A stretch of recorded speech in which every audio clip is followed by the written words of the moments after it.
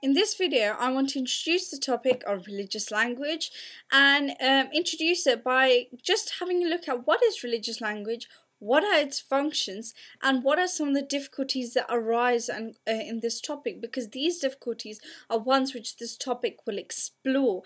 Now, I have written a transcript of this video, so you can find it on my blog with my video. So let's start. Now, I found it impossible on the internet to find a definition of religious language. I even used my textbook and some of my notes from class, and I still was not able to find that this is the definition of religious language. So I've created my own, and I'm very interested to know if you guys have created your own or seen a definition somewhere. Please share it either on the YouTube channel comments page or on my blog where it says add comment there. I would be really grateful to understand other versions, other definitions, of religious language. So this is what I believe religious language is. Religious language is specialist religious vocabulary, as well as religious, moral, and ethical claims. So in my definition, if I was to dissect it as it were, what I'm basically saying, specialist religious vocabulary like mass, gospel, those kind of things, those would be included, as well as general statements like thou shalt honor thy mother and thy father, God is the creator, abortion is incorrect. For me, this all comes under religious language. So why do we have religious language? What is it used for? Well, there are three purposes. It's got three functions. The first function of religious language is it is a means of expressing emotion. It allows people to express their feelings and emotions. Now, Peter Donovan, he argues that that religion allows us to focus our emotions in the right direction. For example, if we have an emotion of being upset because someone's done wrong to us, religion allows us to get this emotion and focus it towards forgiving other people into a correct and moral direction. So that's one thing that religion and religious language is for. The second is for performative reasons. For performative reasons.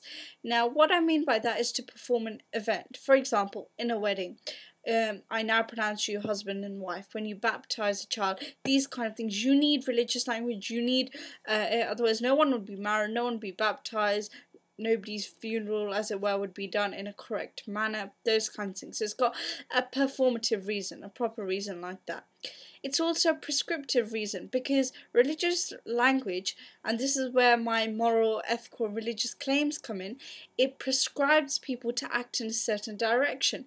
So thou shalt honor thy mother and thy father, it sort of prescribes us to act in a way that we care, we love, we do what we can for our parents. So those are the three functions of religious language. They're used to express, they're used to perform services, and they're used to prescribe certain behaviors. Now, I've written here about 6 difficulties with religious language, which are crucial to this topic. So let's start.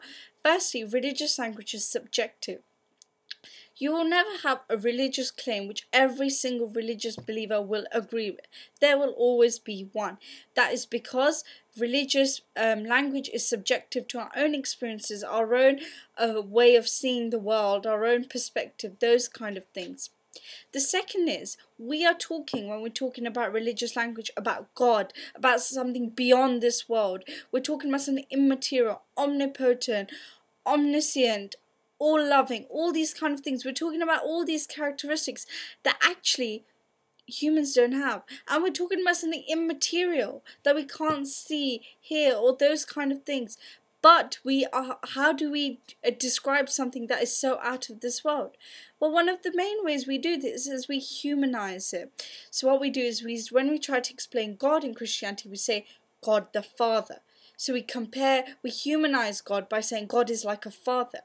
Now this is a problem, because is humanizing effective when people just get confused and see God as an old man with a white beard? Is he actually that, or is he just a light? See, I'm doing it again, I'm humanizing, I'm trying to create, is he something else beyond this world that our words or our understanding just cannot describe?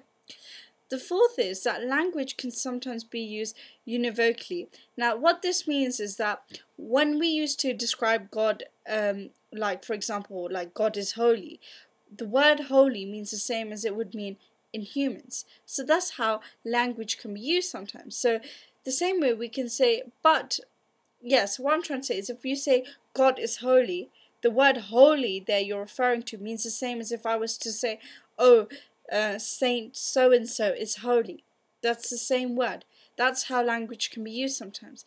However, is it fair to say this being who we love, we fear, we respect, we everything, we are calling him, for example, faithful?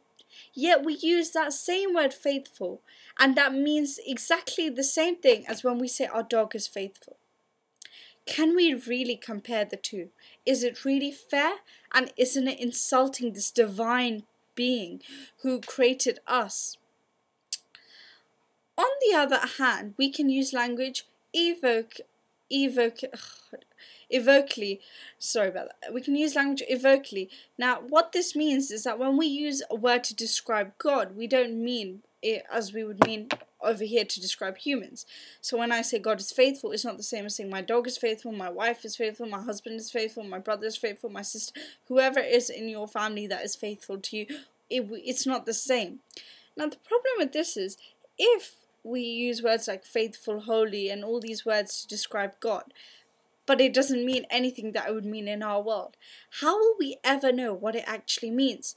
So either way, you're either insulting him and confusing people, or you're either just not knowing at all what these words mean. Religious language here brings up, a question. How can we, looks to answer the question, how can we talk about God?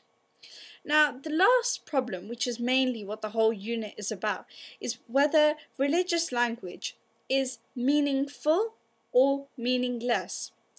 Now, where this problem arises, all these problems we've been talking about, we're doing it on the assumption that religious language can be verified or falsified. We can check it, we can use different evidence to prove it or falsify it. That's what we've been doing so far. So this is called it's cognitive because you can verify and falsify it. However, philosophers dismiss religion on the basis that actually religious language is non-cognitive.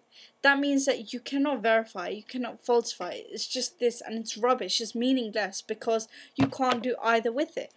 We can't do anything with it, so therefore it's meaningless. And this has caused a lot of dispute because if actually religious language is meaningless, then so is religion.